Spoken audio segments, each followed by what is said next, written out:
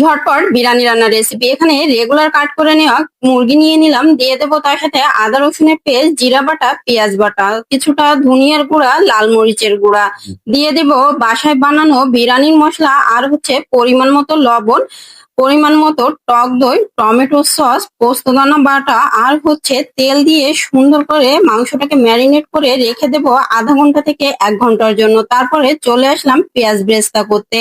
পেঁয়াজ বেরেস্তাটা করে তুলে রেখে এই তেলেই কিছু গোটা আলু ভেজে নিব। আলুটাকে লাল লাল করে ভেজে তুলে রেখে ওই তেলেই আমি কিছু পরিমাণে পেঁয়াজ একটুখানি ভেজে মাংসটাকে সুন্দরভাবে কষিয়ে নিয়েছি। সেইটা স্কিপ হয়ে গেছে, এখন এখানে দিয়ে দেবো গোটা আলু। আলু দিয়ে সুন্দরভাবে আবারও কষিয়ে নেব। তারপরে দিয়ে দেব বাদাম বাটা, বাসায় বানানো একটা ফ্রেশ ক্রিম। মাংসটা হয়ে গেছে, এখন ভাতটাও রান্না হয়ে গেছে। 80% ভাতটা হয়ে গেলে মাংসটা দিয়ে সুন্দরভাবে মিশিয়ে নিয়েছি। উপর দিয়ে কিছুটা পেঁয়াজ বেরেস্তা আর ঘি দিয়ে ভাতটাকে দমে বসিয়ে দেব। এই তো ঝটপট বিরিয়ানি রান্না হয়ে গেল। যদি ভালো লাগে অবশ্যই সাবস্ক্রাইব করে পাশে